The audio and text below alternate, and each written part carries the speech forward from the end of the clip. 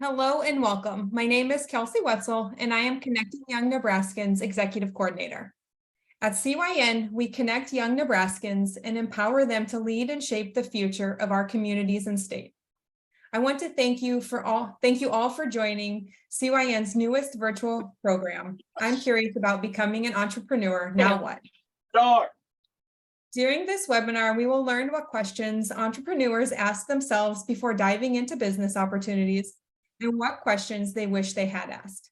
CYN is excited to begin this conversation today with 4 amazing panelists. We will be recording this session and it will be posted to the CYN YouTube channel later this week. If you are still curious about entrepreneurship after this webinar, please visit CYN's YouTube channel and watch the Entrepreneurship Is It For You series. We are excited to continue offering the network programs in the Now What series. The next webinar will be held in May. We truly hope you enjoyed this program. Upon completion, we will be sending out a brief survey to each one of you. Please fill it out. Your feedback will influence the content of CYN's future programming and the Now What series. Finally, CYN's 2023 Summit will be held on October 18th and 19th in Kearney at the Eunice Conference Center North in Crowne Plaza. We recently opened our call for speakers. If you or someone you know is interested in presenting at the upcoming summit, please fill out the call for speakers form. Information can be found on CYN's Facebook page, our LinkedIn page, and the CYN website. Or please feel to reach out to me personally. Without further ado, I would like to introduce you to today's facilitator, Anders Olson, CYN's co-chair and Nebraska Community Foundation's Director of Peer Learning. Thank you, Kelsey. Good afternoon, everyone. Like Kelsey said, if we haven't met before, my name is Anders Olson. I am in Lincoln today.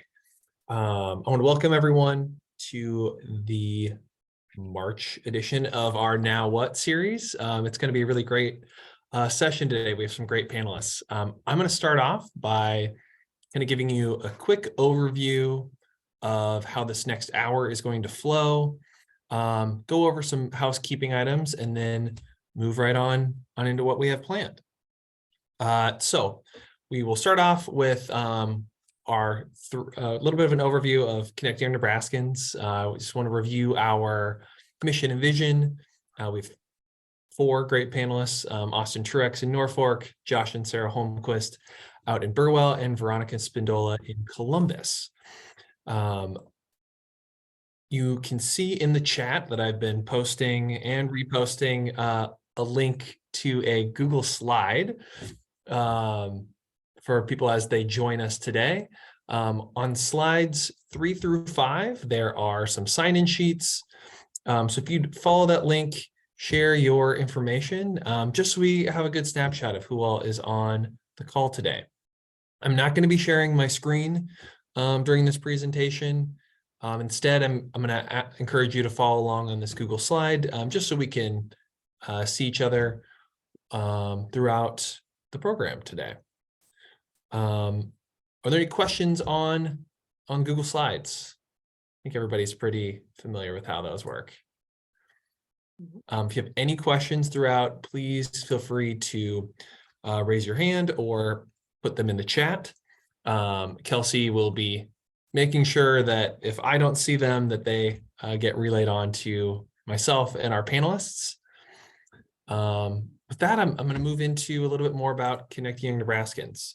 So the mission of the organization is to connect young Nebraskans and empower them to lead and shape the future of our communities and state. Entrepreneurship is one way to do that in our world, and in order to really have a profound impact in a community, owning a business is one of those. One of the things that we're going to be focusing on today, the main thing we're going to be focusing on today, are the stories of these entrepreneurs. We won't be getting as far into the mechanics of setting up a sole proprietorship or an LLC or things like that, but rather my goal is to help illustrate what life is like as an entrepreneur. And we have 4 people that are going to have a great perspective to share on that. So our first speaker, I'm going to move right into that, is Austin Truex. Austin is a Northeast Nebraska native and has a passion for his hometown, local history, youth engagement, and community events. He graduated from UNK with a degree in organizational and relational communication, and presently works for Lead for America at Northeast Community College, assisting with entrepreneurial programming and makerspace development. In October of 2022, Austin and his fiancee, Kylie, opened Encrypt Escape Rooms in Norfolk, which offers a variety of puzzle-based activities of all sizes. Austin, thank you for joining us today. Absolutely. Happy to be here. So I read a little bit of your background. Would there be any other pieces that you'd like to share with us about yourself before we dive into some of these questions? Yeah. So born and raised in Norfolk, been involved in the community for as long as my short-term memory permits me remembering. Worked for Growing Together Northeast Nebraska, the Norfolk Area Visitors Bureau, both those through the Nebraska Community Foundation, actually. So familiar with the network and happy to be back home. Graduated from high school here, and yeah. I think that covers most of the background, and then you touched on my current position at Northeast Community College, which also deals with a lot of entrepreneurial programming within the Norfolk area. So it's nice to have that tie in as well.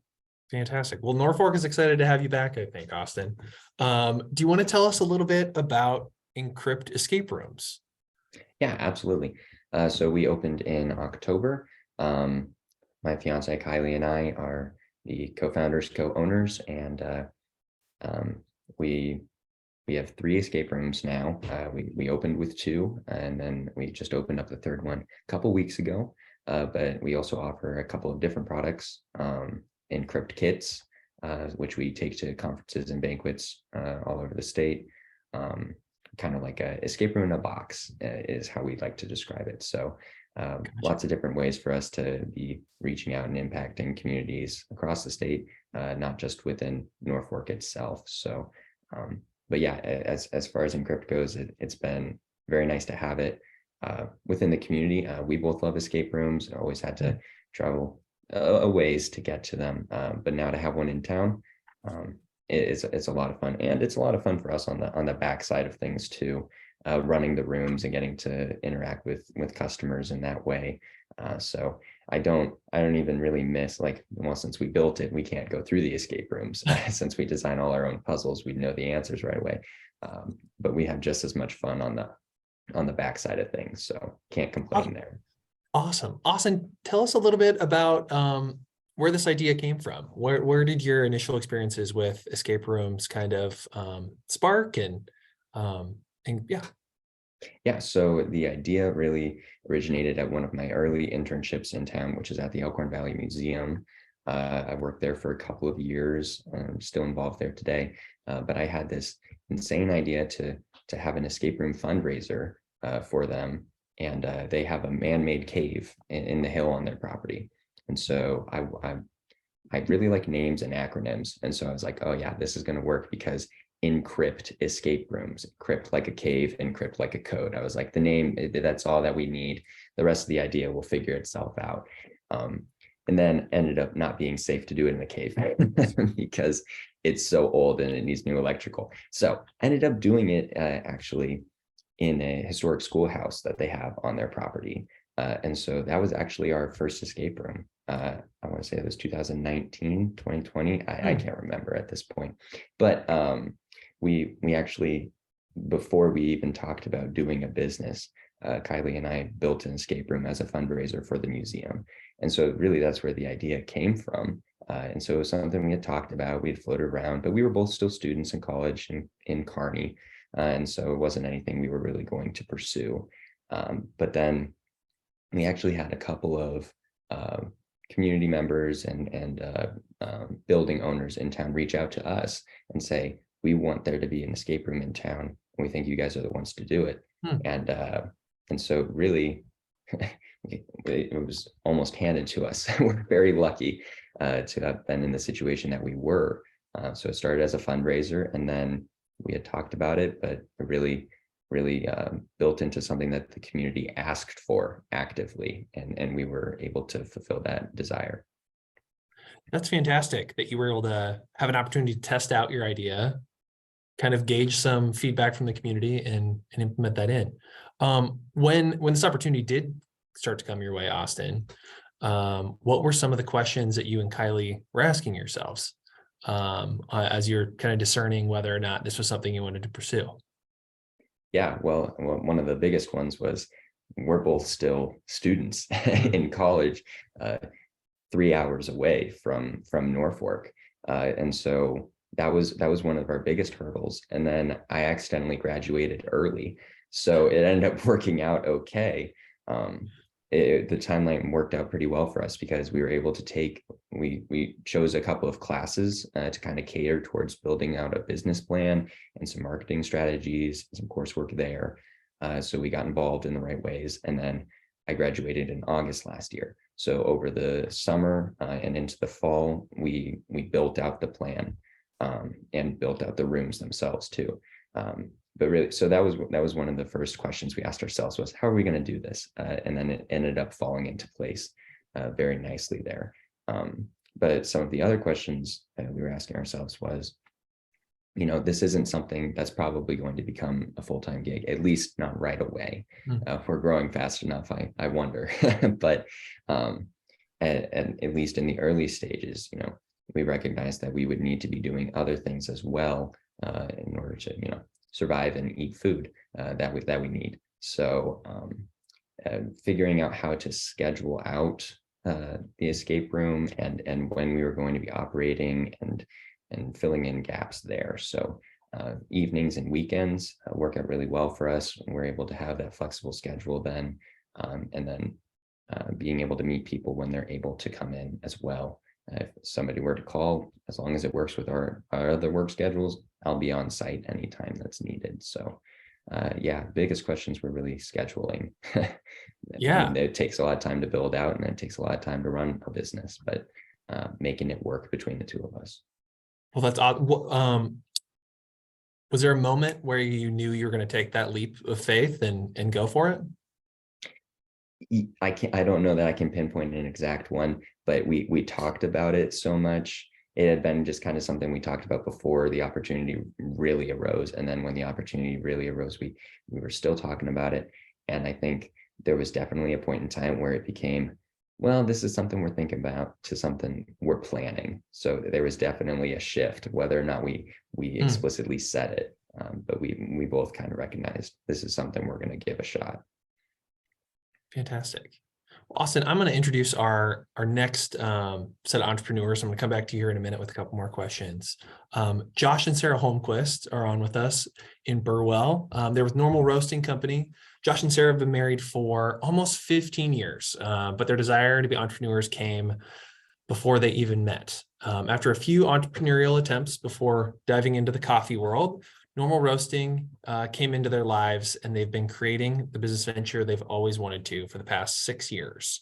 Sarah manages the marketing from home while homeschooling their 4 children, and Josh is in the roastery daily, coordinating operations, sales, and the Normal crew. Throughout the ups and downs of small business ownership, they still love roasting. I loved reading that when you sent that over. Brewing and gathering with all their favorite humans. Josh and Sarah, thanks for joining today. Yeah, thank you so much for asking us. Yeah, appreciate it. Of course, of course. Do you want to give a little bit of background on yourselves beyond what I just shared? I don't know what else there is really. We always wanted to be entrepreneurs, and like it says, like before we were even married, I remember going to a job fair or something. We both went to Northeast Community College. But we went to a job fair, and he was like looking at electrical jobs because his degrees were in electrical. He has 2 associates, and then I have 2 associate's degrees in ag. And so we thought we wanted to go start an electrical business in some small town, and we tried that, and we did that. We did it. Business is successful. We were in a partnership, and I ended up selling my part of the business back to my partner. And then working for him. And then working for him. not a failure, but I mean, kind of. Well, there were Just some in the lessons. way we envisioned it, right? Yeah, there were some business ownership lessons I'm sure you learned. Oh, Yeah. tons. So But I mean, coffee just like fell in our laps. We always Mm. loved coffee, and we got up before our kids would wake up every day and have coffee together. And I think that's where it was just really natural. Like, this is something we love and we can do something with it. We can do our entrepreneurship thing with this vehicle. So So I know I've heard you speak before in the past on your path, and I know it didn't start with a full-fledged coffee shop to start off with. So do you want to share a little bit about what some of those early years looked like with Normal Roasting? So it was supposed to be a hobby business for me because I was a stay-at-home mom. And the previous owner was doing everything in one day of the week. And so at that point, it was really just wholesale roasting for like 3 coffee shops, and then a little bit of retail for people that would like message her on Facebook and she would drop it off at their house. And so it was supposed to just be like a hobby, like thing for me to do. And it just like, I don't know, we just don't do anything halfway. So within 6 months, we were roasting 2 days a week. We had bought a building, we had renovated it, or half of it for the roastery. I mean, it just kind of exploded. So, and then I think it was about a year in that you started working with me, and we were both working 2 days a week. And then not long after that, I think you started roasting, and we kind of figured out that like me behind a computer, like turning a dial was maybe not the best place for me. So I started doing Instagram.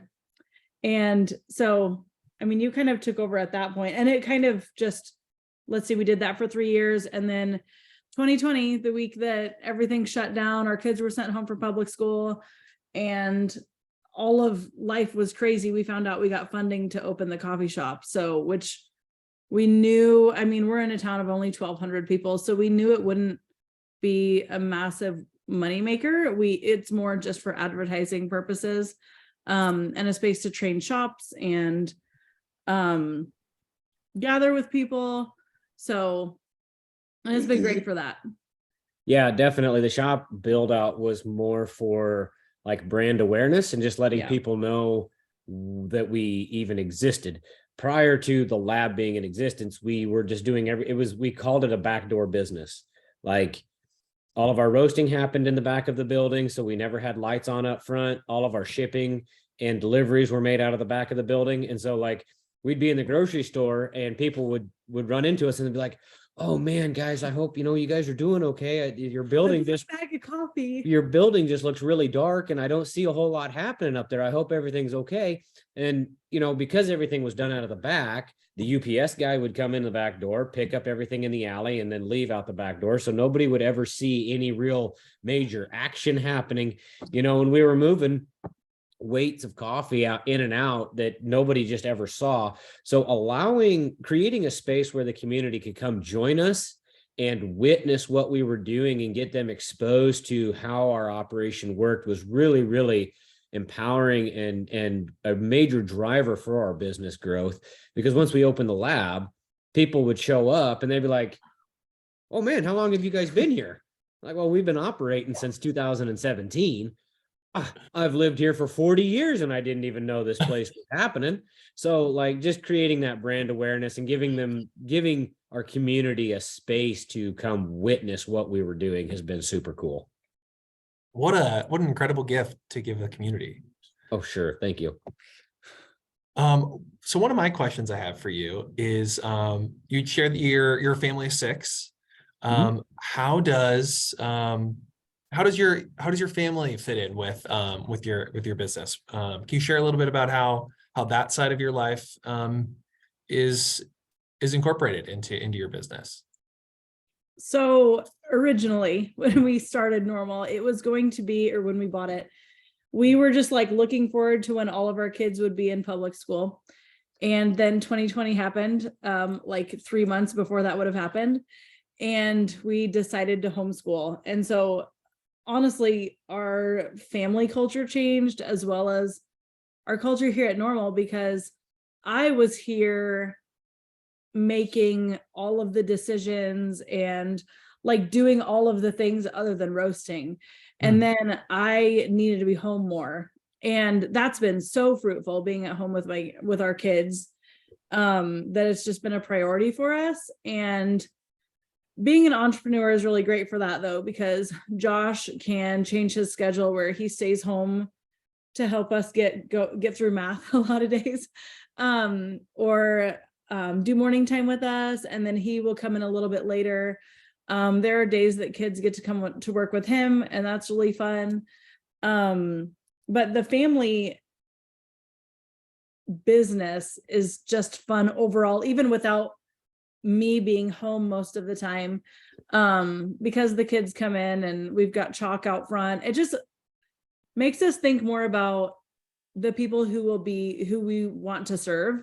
And like I said, the chalk out front and having a space where kids can come in and it's okay if they run around or whatever. So that's been really fun. It has been an interesting balance, like recognizing that no matter how much work you put in today, there's always going to be something left undone. And so definitely creating healthy boundaries around your business and around like what happens at work, and then creating that space when you get home to shut work off and just be present with the family. And as an entrepreneur and as a small business owner, like that's really, really hard, because there's always a phone call to make. There's always an email to send. There's always something that needs cleaned or put away or taken care of. And so just like recognizing that, well, yes, there are things left undone. We do have tomorrow to get to those things. Like it's not going to burn to the ground because I didn't sweep the roastery before I left, right? Like you can do that tomorrow morning. ABC Coffee Shop is going to be fine if I don't make that phone call this afternoon. Like I can contact them tomorrow and we can resolve the issue. So just creating those boundaries has been an interesting space to navigate, and just Especially being aware of them for sure. especially when we do it together, because there'll be times when we're having coffee in the morning and I'm like, stop talking about work. I don't want to talk about this until later, so. It'll sound like I was going to say that sounds like something that the two of you have worked through together quite a bit. Oh, sure. We have, yeah. Were those, was that topic something that you were expecting to, pardon the pun, percolate to the top when you started working with Roma Roasting, or is this a challenge that you kind of thought has come across as unexpected? I think it was pretty natural because we just kind of naturally work well together. So it wasn't a huge thing. It was just kind of like, this is really bothering me. Like we need to really cut down on work conversations before kids get up or whatever. Well, and even like at the dining room table, we'll be talking about a equipment problem that we're having at work. And, our 13-year-old's like, I read about World War II today. I'm like, right. I am present here at the dining room table, like work. And so, I mean, it's just something that we've become aware of. And I've seen it in speaking with other entrepreneurs and small business owners. Like it's not just an issue, or it's not just a frustration that Sarah and I are dealing with. I think it runs into every small business owner. Or anyone that's passionate about what they're doing. They just need to be aware of those things and be present where they are. Gotcha. No, thank you. I think that's a really valuable takeaway to consider as we're all thinking about entrepreneurship. I'm going to segue over to Veronica next. Veronica gets to work with several entrepreneurs in her role with the Center for Rural Affairs. Veronica is based out of Columbus. She is a Latino loan specialist and has been the Center for Rural Affairs Northeast Rural Nebraska Specialist in small business for the past 5 years. She helps new and existing entrepreneurs to start or grow their businesses. Veronica also helps provide financial services as well as technical assistance one-on-one in different areas. She offers these services, mortgage loans of new buyers or with emergency repairs. Veronica, thank you for helping us out today. Thank you for that amazing presentation. I don't have to say anything else about me. You said it all. Oh, no. We have plenty we would love to learn about you. Could you share a little bit about your journey to get to get with the Center for Rural Affairs? What led you to your position with the Center for Rural Affairs? Sure. I was a contractor for the Center for Rural Affairs for 2 years before I became an employee. I was friends with the person that used to have my position in the past. I've met him probably over 20 years ago, and we just reconnected when I moved to Nebraska in 2013, and we just started, catching up as friends, because we had been without seeing each other for years and years.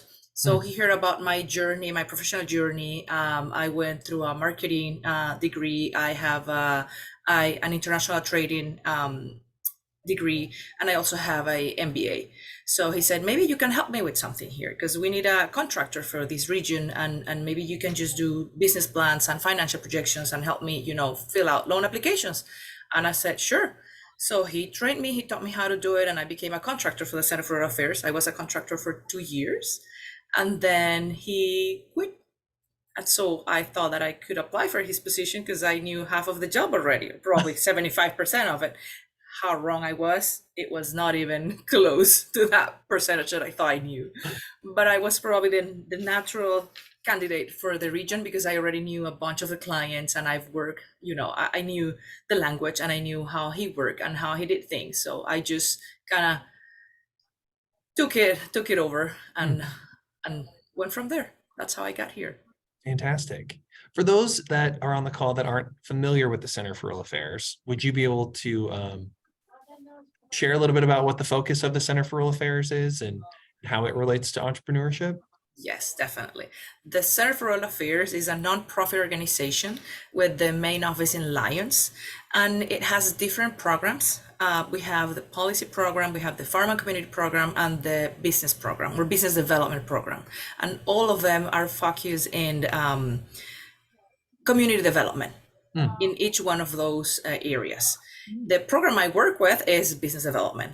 And in business development, we have technical assistance one-on-one for clients. We have loans. Of course, that's probably the most, popular product that we offer, which is business loans. And we recently added up a mortgage loans, to help the community also improve in that area of housing. And then we do have trainings all over the state of Nebraska in English and Spanish. We have networking events also for business owners. And it's very interesting because we have in our trainings, among our trainings, we have certain academies, which is industry directed trainings. So we have, let's say, the Cleaning Academy, which is just directed to cleaning businesses. And it's a series of several classes where you learn from A through Z about a cleaning business. And then we have that for the construction, the trucking, the daycare. I'm missing one, but I don't remember. Oh, I think the hair salon one. It's the new one we put in our portfolio. Yeah. Fantastic. So Veronica, you shared that you work directly with people who are interested in starting a business or growing their business. I'm assuming they reach out to you, you set up a time to speak. What are some of those initial questions that you always ask entrepreneurs at that stage? How do I do it? Yeah, That's the first question. Or the other most common question is, do you think this is a good idea? Yeah. So, and I cannot think if it is a good idea or not, because I'm not here to judge or to just say, to just tell you this is going to work or this is not going to work. It depends on you if it is going to work or not on me. I'm here to guide you. I'm here to give you the tools to connect you with the right resources, maybe to give you funding if that's in the plan. But there's a bunch of questions that come out in that first meeting, and they say, for example, things like, okay, do I need to have like a registered company to do this business? Or how do I have a registered company because I want to be legal? I want to be, have all my T's crossed and my I's dotted. Maybe I said it crossed, backwards, but that's, you get the idea. So what's the right path? They don't even know. Well, first thing is I work with a lot of immigrants, and that's a very, very interesting, let's say, niche to work with, because they even need sometimes guidance on general culture here in the United States. and they don't know any of the processes. They don't have a credit built already because they are new in the country. So sometimes it has to be, a work from scratch. Mm. And also, of course, I get people who are already, very aligned. They have an idea, they know what they want to do, but they just need a little bit of push here, a little bit of tools there just to get it happen. What are some misunderstandings or misconceptions you come across with immigrant-owned businesses? Are there any things that you wish people would understand about them? Well, probably the most interesting one is that you don't need immigration status for having a business in the state of Nebraska at all, or having a tax number for your business. You just don't need immigration status. You can be anyone and just grow and have a business and be successful at it here in the state of Nebraska. I have several of them in my portfolio right now. Interesting, very interesting. And that has to do with they're paying taxes too, right? Because there's numbers that can be tied to it. Correct. Awesome. Correct. And even if you don't have immigration status, you can pay personal taxes. Not only business taxes, but personal taxes. Yes. Awesome. So with resources like this through the Center for Rural Affairs, what's a cost to a business to work with the Center for Rural Affairs? Nothing. Our services are for free. All over the state. We can just have as many meetings as the client needs to. We can provide assistance during the whole process, from the very beginning startup assistance to the whole process, even if, the more complicated process, it will be like a loan process. And then after the loan, they will get served for the life of the business or the life of the loan. And if at least we're going to be in contact for the life of the loan, and then we might be, after they pay it off, we might be just checking back in, because you build a relationship with these clients. Some of them at some point even become your friends because they are in your community. You see them every day. You go to the store and you buy from the Mexican store that Mexican bread that's delicious, or you go to find your avocados at the Cuban store because they are this size avocados and you love them. So they see you frequently, you see them frequently, so you get involved as as community friends, let's put it that way. Fantastic. So you keep going on the relationship for long. Awesome. I guess I have a question for all the panelists. Feel free to jump in, Austin or Josh and Sarah. Let's say someone was approaching you about opening a business. From your personal experience, what's a piece of advice that you would want to pass along to them as they're considering this?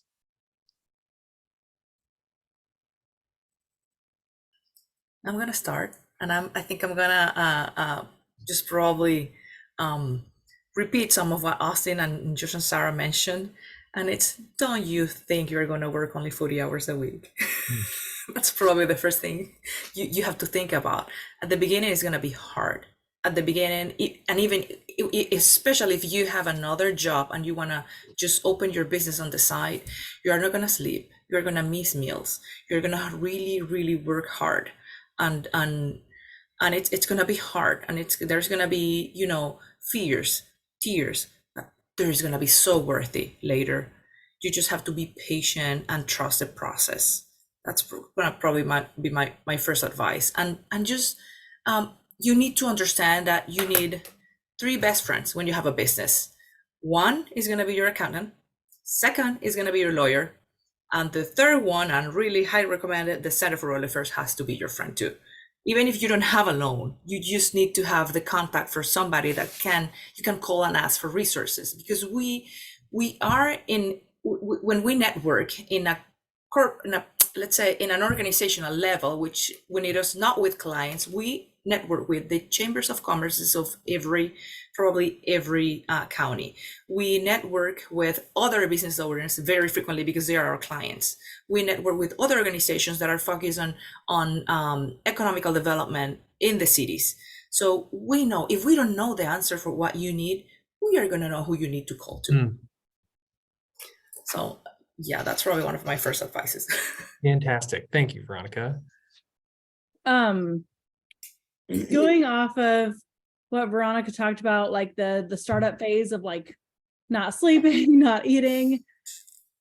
We used to be really like, yes, open a business. And now that we're in that messy middle, like past startup, it's a lot harder than startup, and I don't think it's talked about much. And considered when you're starting up, if like, where's this business going to be in 3, 5, 7 years? When you can't get funding as easily and you need to expand or you need to hire. We've found the most challenges in that area. And so our questions would be like, is this a short-term business to fund a hobby or to like just add a little income for a specific amount of time? Or is this something you really want to build and grow? So that's what I would add. Just maybe like aware of that startup phase that's really hard. And honestly, it's a lot easier to talk about on Instagram and a lot more fun when people are like, yeah, you can do it. And the middle, when you're like, oh crap, that's it's different. Yeah, that like there's a lot of support for businesses between day 0 and year 3. That was our case anyway. You just have a lot of like organic growth. You're new to the market, you're new to your space, you're young, you're energetic, you're excited about being there. But when you hit that 3 to 7, like most small businesses fail around year 5. What are you doing proactively to grow after you meet all of that, or after you consume all of the low-hanging fruit for your market? What are you doing from 3 to 5 or 3 to 7, 4 to 7 to grow, to sustain what you are building? And that's, something that we were absolutely not prepared for. And it's something that I wish we would have known about or had, somebody speak into it, because we're currently wrestling with things that if we had planned better, we wouldn't be. And so like having a strategic marketing plan of, once I get all of my organic growth, when we're past that new phase, and all of my friends and my friends of friends and all of my family and friends of family they all know about us now. How do I reach that next level of marketing? Where do I go once I get my immediate group taken care of and I'm serving their needs? How do I reach that next layer of disconnect? And how do I get my brand in front of them? So yeah, just like being aware that like the startup is really fun and exciting, and people say that it's messy and wild, but you eventually hit that grind, and it's just showing up every day and being consistent. So planning for years, 3 to 7 is really, really important. Thank you for sharing that.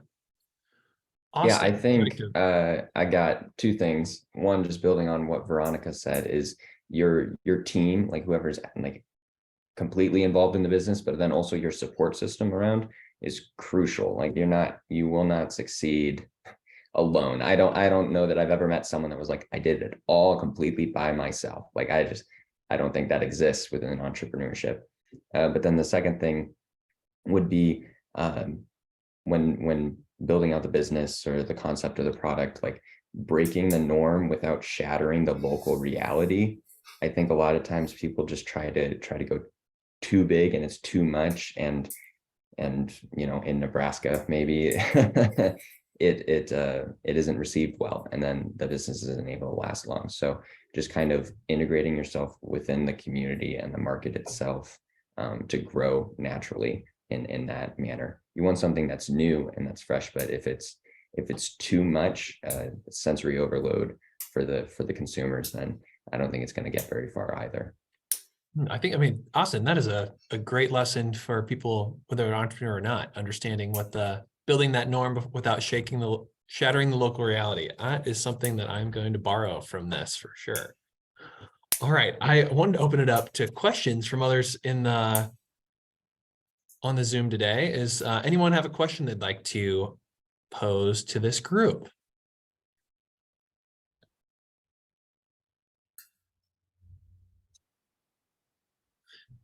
If not, feel free to put it in. I'll ask a Go right ahead, Carlos. Well, thank you all. It's good to see you all, and I feel there's a lot of heavy hitters here in the room, and maybe you'll answer all my questions. So I'm excited for questions. So I started my own business a few years ago. I'm a newbie at it. I'm the only employee. My services are not are. I don't have a product, but my daughter and I are getting ready to. We've started in the last month talking about opening a business. That would be, and I'm with all of you on the scary part of where do we go from here. I've had the chance to work with Sarah Bennett with CCC and her entrepreneurship knowledge, with Center for Rural Affairs, with Veronica. So I get to see a lot of information out there. And Austin, you mentioned something that caught my attention because it's been in the back of my mind. There's a lot of people that want to start something and they don't know where to go, might not even have some of the resources, but it just happens. I've met some people that it just fell on my lap. If opportunity came up, didn't have the money, didn't have the resources.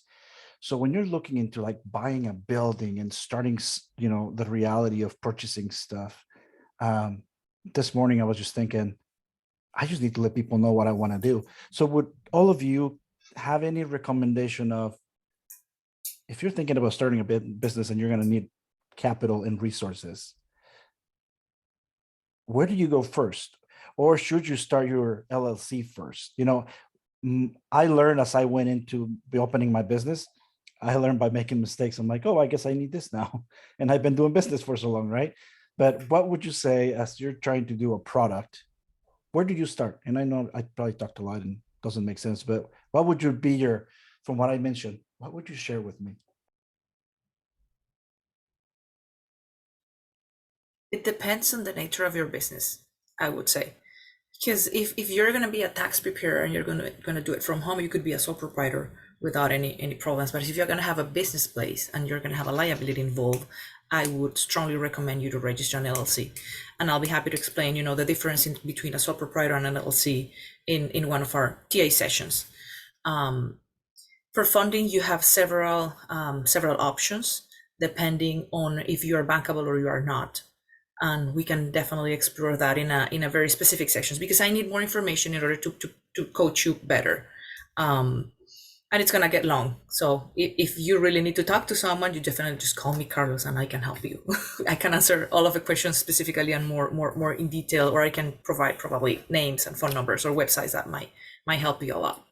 Perfect. I know where to find you. Definitely.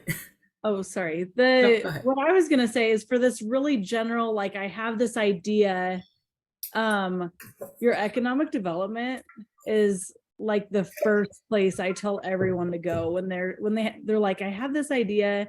And I think along with that, everyone knows that business owner that like is really excited about being a business owner. And so talking to that person, I think, would be a good spot. I mean, there's tons of support out there that's like free a lot of times. Extension has a position that we know of, but economic development is there for pointing you in the right direction. Economic development, Thank you. especially locally, like Yeah. that's great advice there. And then there are tons of different programs across the state that we've talked about, but that, like, a couple of weeks long course that you can walk through everything, and there are tons of different resources that you get exposed to throughout that. I did intro to customer discovery through UNL, and actually with Sarah Bennett as well. So lots of different avenues to kind of expand your network there. Awesome. Thank you all. I appreciate it. Thank you for speaking up, Carlos. This is why I love this network. You ask your question and someone has a connection to where you need to be going. Are there any other questions for this group?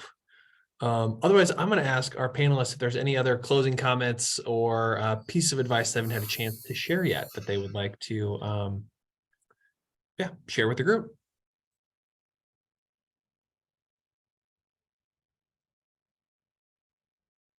I will just say, oh, go ahead. Go ahead, No, Ron. go ahead. No, go ahead. Go ahead. You sure? Yes.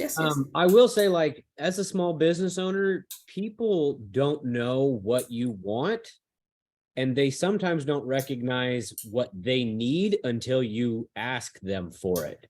So nobody knows you're not going to know that Normal Roasting Company offers a wholesale support program that comes along with the coffee that you buy, unless you tell them, hey, you know, I've got a program that if you buy coffee, you wind up being more than just a number on the production ticket, right? And if you don't let people know what you need, they can't help you. And so just like, and the thing of it is 98% of the people out there want to see you win. They want to authentically see you make so much money, you don't know what to do with yourself, but they don't know how to help you unless you ask for it. And depending on the industry that you're in and the business that you're in, that's really going to kind of dictate, you know, how you ask and where you go. But like one of the biggest things is just not being so proud you don't know how to ask or you're scared to ask. Because when you make the big ask, like, man, I'm offering this product and I would love to see you guys have it and try it and experience what I get to every single day. People get fired up and they're like, Carlos, let's experience this together. But they don't know that they want to have that experience unless you ask them to have that with you, right? I didn't realize, so a plug for Austin and his group. I was an MC at the Ord Chamber event that they came up and did the escape room at. I didn't know that I wanted to participate in an escape room until I had the opportunity to witness how fun and amazing and silly it was. And then I'm like, that is a really neat idea. But I didn't know that I wanted to do that until Austin had the, you know, until Austin said, hey, I do this thing, you should check it out. And I'm like, hey, Austin does this thing, I'm going to check it out. So just, you know, putting yourself out there and just asking or telling people what you're doing, man, you can get a lot of traction just by making that big ask. And I'm gonna build up on Josh's idea because he's probably talking about from a starting, you know, when you are already there and you need to, you know, show your product when you already have the business idea. But then I have to say, if you have a dream about a business, just get up and do it. You don't have to do it like make it happen today or tomorrow, but you can start researching. You can start asking questions. You can start, you know, talking about it, or just visiting networking events, or just going to different conferences for different things, small conferences, local conferences, and near your town or something like that. Just get up and do it, because nobody else is going to make your dream happen but you. And that's the only way of doing it, just doing it. Getting involved in the community is super important. And we've all talked about how busy and insane it is to run a business, and that's true. And I've been talking to a lot of people in Norfolk area right now, and they're like, well, I don't make it to the business association meetings. I'm just too busy. I was like, well, then we're missing your input, and you're missing opportunities to be involved and to develop new ideas. So I think that's something that you definitely have to carve out time for in order to keep your business going in the right direction and stay involved with your consumers. Fantastic. Thank you, all four of you, for spending your time today to get to be at the table and make some of this happen. I do want to share another resource for everyone that's on this call. Actually, a resource created by someone else on this call. Sarah Bennett, last year, well, in 2021, about a year and a half ago, led a fantastic 4-part series, Entrepreneurship, Is It For You?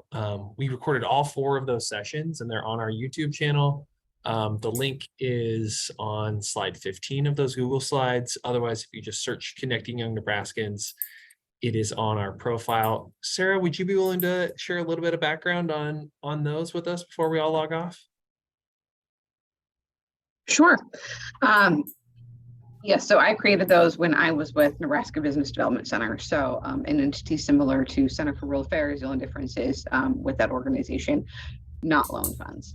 But I wanted a way to share stories of entrepreneurs kind of across the state, some really great stories of what they've experienced. And so less of a panel format. I had just one for each of the sessions and a little bit of a different focus with each one.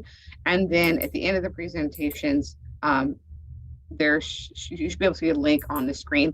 I created some workbooks then for folks to do some things related to whatever the topic was. So like the first one was like just startup in general, and like, is entrepreneurship for you, and kind of some assessments with that. And then the second one was like, well, this is what it's like if I started my business from scratch. And the second one was focused on, I bought an existing business. So what does that look like? Like our fourth one was a wrap-up session. And so combining that conversational piece along with like, okay, I want to do something with this, and some workbooks to kind of go through those processes and that iteration. So, yeah. Sarah, I know you've switched roles since then. You're with Central Community College. Correct. If folks have questions that come up looking through those, is it all right if they reach out Absolutely. to you? Yeah. Okay. Yep. Fantastic. And it should be fully accessible. The link to all of those documents and stuff is just like a public Google link that's tied back to my personal Gmail. So it should all still be active. And if it's not, feel free to reach out for sure, because I want people Okay. to use the material. It's not really proprietary in any way. I just thought, what's a way we can help folks that are part of Connecting Young Nebraskans to make that leap from maybe employment right now into an opportunity to be an entrepreneur. Definitely. Thank you, Sarah. One other piece that Kelsey shared off the top that I'm also going to plug here at the end, Connecting Nebraskans, our summit is coming up in October in Kearney, October 19th. Put that on your calendars.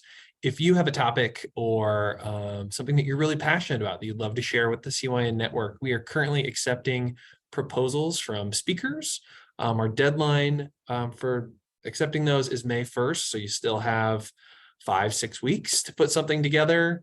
So there is a link on our Facebook page. It is a simple Google form that we ask you to fill out. We'll be reviewing those in May, getting back to you in June with those that we have selected. If you have a friend that you think would be a great speaker, send this link to them as well. We are very excited with what we've been receiving so far, but know that there's even more out there as we continue to plan this summit. The last thing I will plug is on slides 17 and 18. There's an opportunity for you to provide your contact information in order to continue to connect with those on this call and share anything you would like to, or provide an opportunity to share anything else that you would like to with CYN or with this group. So take a look at that, share your information. I will stick on here for a little bit longer, as I'm sure Kelsey will, if you have more questions or just want to chat. I want to thank everybody for spending their lunch hour with us today. Once again, was Now What? Our March edition, I'm curious about being an entrepreneur. Thank you, everyone, and have a great rest of your day.